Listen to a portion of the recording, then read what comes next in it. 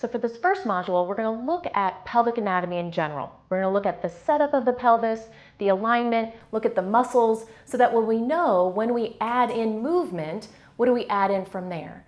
So the first thing I want to start with is a little bit of a demonstration. How does the pelvic floor work in general? So what you're going to see here in a moment is a TheraBand video showing the pelvic floor, so that when we inhale and exhale, what happens to the pelvic floor as we use that breathing diaphragm with the pelvic diaphragm. So we're going to start here first. We've got pubic bone here, tailbone here, and both ischial tuberosities. So we've got the pelvic floor connected to all of these bones. Remember, all of these bones are structural bones that relatively stay still. So when the breathing diaphragm inhales, so as we inhale, the pelvic floor is going to tighten. And then when you exhale, it's going to go back to that resting position. Again, inhale, a pelvic floor tightens, preventing those abdominal organs from dropping down. Exhale, it's going to relax. Just 2 more times. Inhale to lengthen. Exhale to lower. Last one. Inhale, it tightens. Exhale, it lowers. And then rest. So now we want to look at the layers of the pelvic floor muscles. And there's 3 layers to the pelvic floor. So on the screen, you're going to see me list out the layers of the muscles, but just to see the visual. So on this side, you're able to see both the first layer and the second layer of the muscles. So looking at the more superficial layer as well as the nice medium layer. In order to see the deep layer, as you can see in my model, you can see I have both the bladder, uterus, and rectum here. So I'm going to go ahead and remove those out. And when I show you from here, you're going to see the 3rd layer, the deepest layer of the pelvic floor. So noting that all of these muscles, they attach to bones that don't move, as you saw in the TheraBand video. So we have both the tailbone and the pubic bone and either bone that you sit on that allows you to have these muscles attach. So those bones, in all purposes, stay exactly where they are. So when the breathing diaphragm moves, going down with that inhale, the pelvic diaphragm stiffens, and when the breathing diaphragm releases, the pelvic floor can relax. So we have this good connection in this internal canister of our body. So it's important to know where those muscles are to know how they activate. The other part about the muscles of the pelvic floor is to know that they are innervated by the same nerve.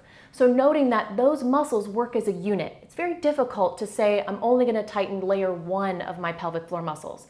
It's kind of an all or none kind of work. So we want to make sure that we know how to do that full level of contraction versus just a partial level of contraction. So now as we go through, we want to try to find where the pelvis is, where the bones are. So we're trying to find these pelvic bones here.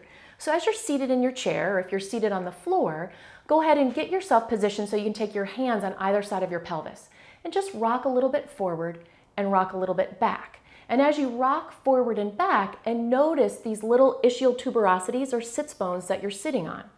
Now once you pause, now go a little side to side. So one side lifts up, then the other side lifts up. So you want to gently go ahead and take it to find the right side and the left side, and then come into the center.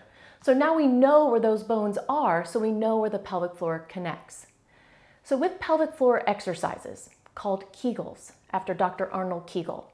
So the idea is to do this contraction of the pelvic floor. So the contraction is this. We take the muscles of the pelvic floor and we try to draw them in and up. So think about where your vaginal opening is. We want to close that vaginal opening and draw it up and in. Now the challenge is about 30 to 50% of people that do the pelvic floor contraction or Kegel do it incorrectly. And of that 30 to 50% that do it incorrectly, another half of those do it so far incorrectly that they're actually pushing those muscles out versus drawing them up and in. So you want to really think about where is that base of the pelvic floor. So to feel it and to find it, there's an exercise that I'm going to show here in a moment, is about blowing up a balloon. So you'll lie down on your back, have your feet against a wall or feet against a couch, and just practice blowing up a balloon and see what that feels like in the midsection of your body. So we're connecting both the breathing diaphragm with the pelvic diaphragm. So taking an exercise, a simple activity that we've all done as kids, lining ourselves up onto our backs, knees bent, feet flat, and pressing into the wall, just blowing up a balloon. Taking that sense of what does that exhale feel like to connect into the pelvic floor muscles. So now with this module, you have learned what your pelvic floor attaches to, which bones they are, how those muscles may end up working, and you felt where that foundation is. In the next module, we're going to work at looking at positioning to know how that affects the pelvic floor.